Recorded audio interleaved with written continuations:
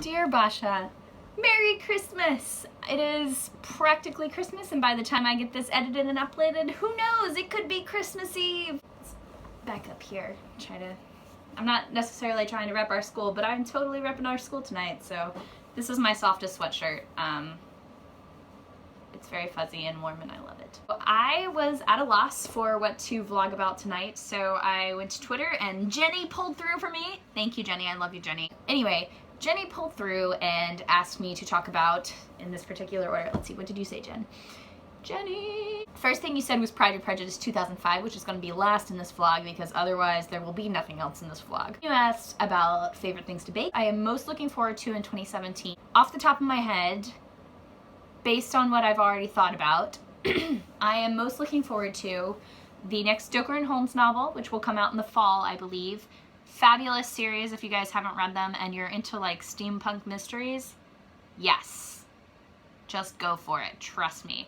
First one's a bit of a slog to get through sometimes, but totally makes up for itself by the second and third book, especially the third one. It's amazing. Also, there's a Scottish inspector, and in the third book, he gets a puppy. What more do you want in life if you don't want like a fabulous Scottish detective inspector in steampunk England helping solve crimes with the two main lady characters with a puppy? A puppy! What more do you need? Nothing. You don't need anything else. Anyway, I'm really looking forward to the next Stoker and Holmes novel. I was just thinking about that because someone liked my review on Goodreads of the third one? Of one of the books that I read in the same 22 hours, so they kind of blend together. I am very much looking forward to A Conjuring of Light, which is the third Darker Shades of Magic series book. It's the last book in the series and I can't wait! So excited. I'm really looking forward to Gwenda Bond's third Lois Lane installment, which is called Triple Threat. I believe that comes out in May, and I can't wait. Most looking forward to is the last installment of the Lady Trent series, which is this long. There's 4 books out right now. They're all by Marie Brennan. Basically, this lady, and she's a naturalist, so she's essentially a dragon anthropologist, and it's about her adventures trying to become this naturalist, called The Sanctuary of Wings, and I think it comes out in April. I'm not sure, but I'm really looking forward to that because dragons, anthropology, kick-ass ladies, bring it on. So, that's books. Dang it, I've already talked for 5 minutes. I was going to be more succinct this time. I'll try to be succinct about baking. I really enjoy baking cookies almost more than anything else. I think because I've baked a ton of cookies more than anything else. Snickerdoodles are one of my favorites to make. I make a really great batch of brown butter snickerdoodles, if I do say so myself. I make some pretty great chocolate sea salt cookies, which are like a chocolate cookie with chocolate chips and sometimes more chocolate chips. And then I put sea salt, a little bit of sea salt in the dough, and then sea salt on top when they're finished, and it's delicious. So good. Those are my sister's favorite things that I make.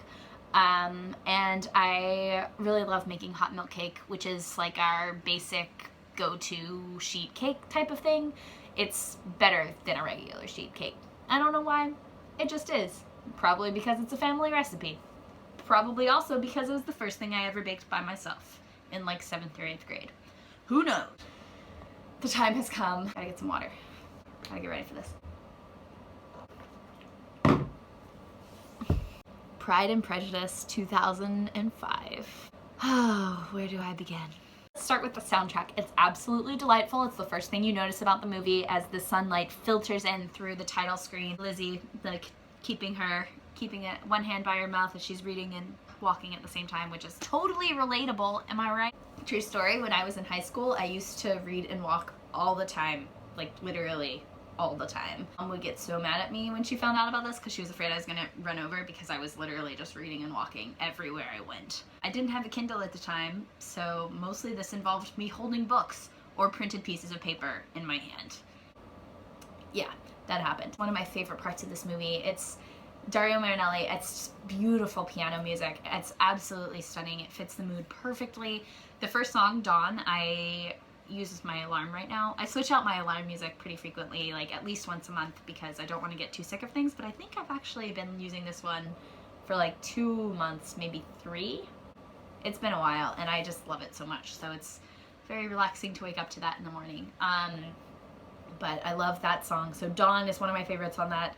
And my other favorite is obviously Liz on Top of the World, which, can we talk about that sequence for a second? Liz standing on a giant cliff with a sweeping shot of the entire countryside. Oh, so beautiful. What I really love about the 2005 Pride and Prejudice is that it's, in a way, it's kind of like my love of Howl's Moving Castle, the book and the Ghibli movie. It captures, the 2005 version just captures the spirit of the novel so well. It evokes the same emotions I felt when I read the book. Maybe not for the first time, but definitely for the second. When I read it again at like 19, I thought it was hysterical. I could not stop laughing. I was reading it in the car while my dad was driving, and he was like, Connor, what is so funny? Like, why are you laughing all the time? What is it? Read it to me. It's gotta be hilarious. I'm like, it's Pride and Prejudice.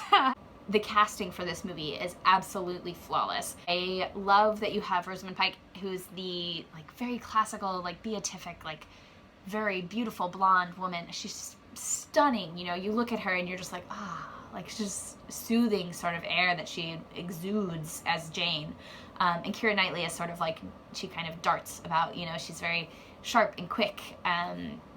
Not that she's not beautiful, but she's beautiful in a more understated way.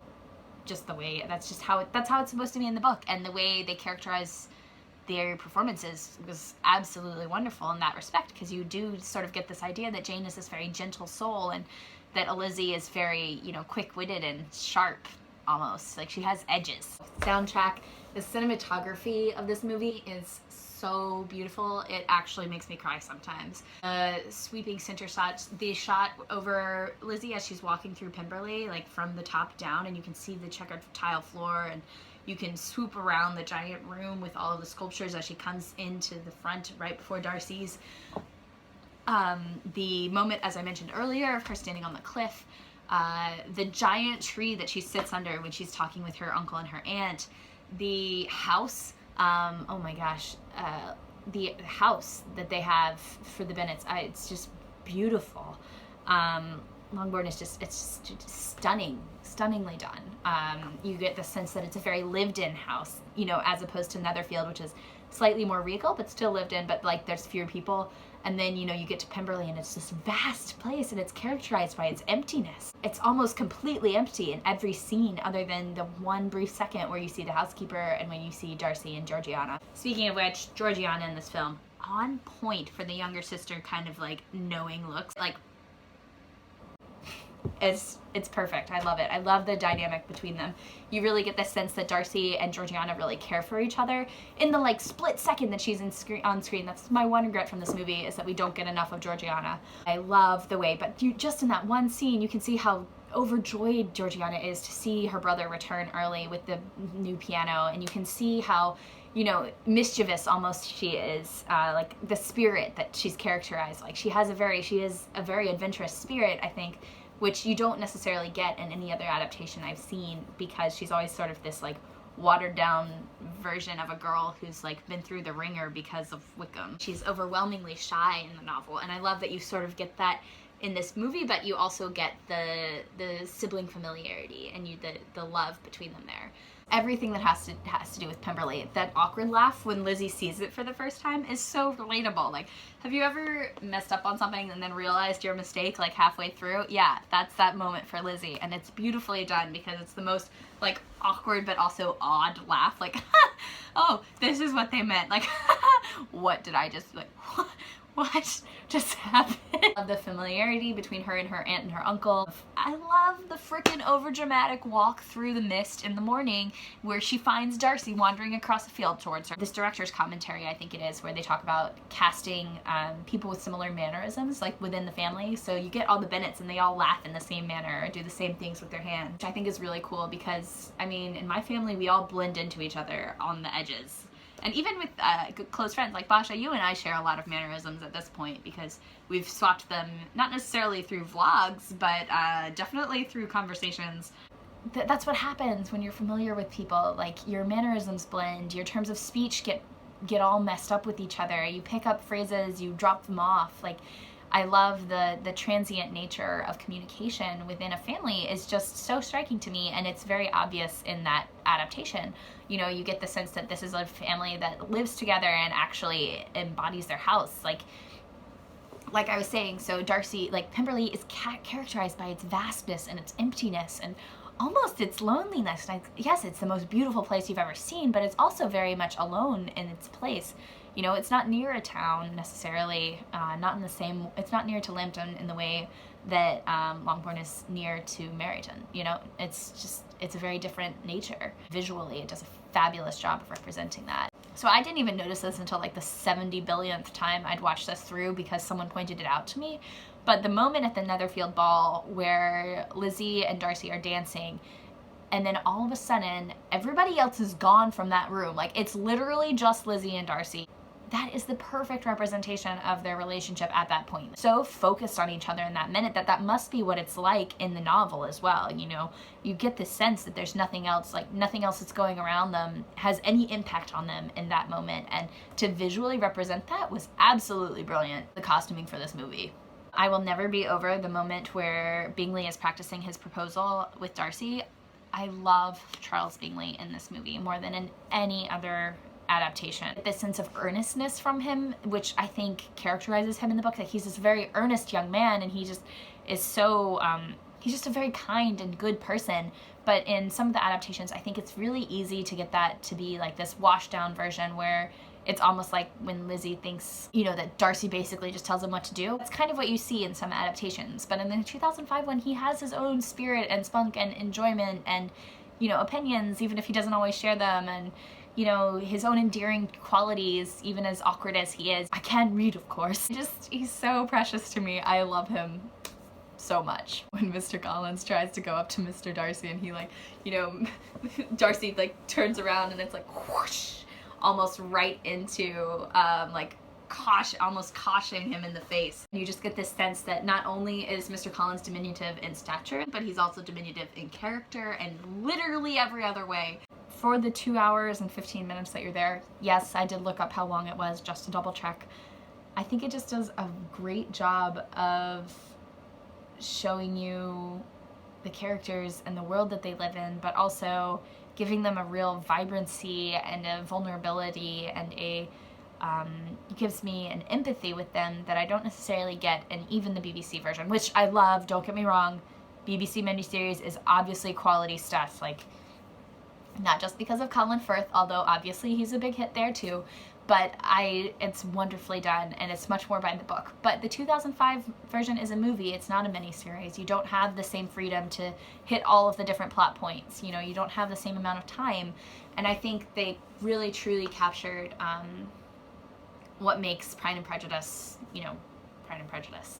I love that movie so much. But I've talked for probably about an hour solid since I tried recording this twice. I'm gonna go because my phone just told me that I can't record any more video and I had to go back and delete some stuff because I talked for too long about Pride and Prejudice. Like you do. Basia, I hope you have a fabulous Christmas weekend. In my family, it's gonna be a little bit chaotic. We have 2 church services and a giant party to get through in the span of about like 18 hours. It's gonna be fun. I love Christmas. It's my favorite. It's a season of hope and a season of fulfillment of hope, really, which I think is one of the reasons I love it so much. Kind of suits my mood right now since I did just get this job. Hallelujah, hallelujah, hallelujah, hallelujah, hallelujah, hallelujah. Which is such a long time coming. So, I will see you on Tuesday in person and hopefully on Monday in vlog. Have a very, very Merry Christmas from me and my family to yours. Also, I think we should get together and record a vlog with the 2 of us at the same time talking about Pride and Prejudice. Let me know what you think.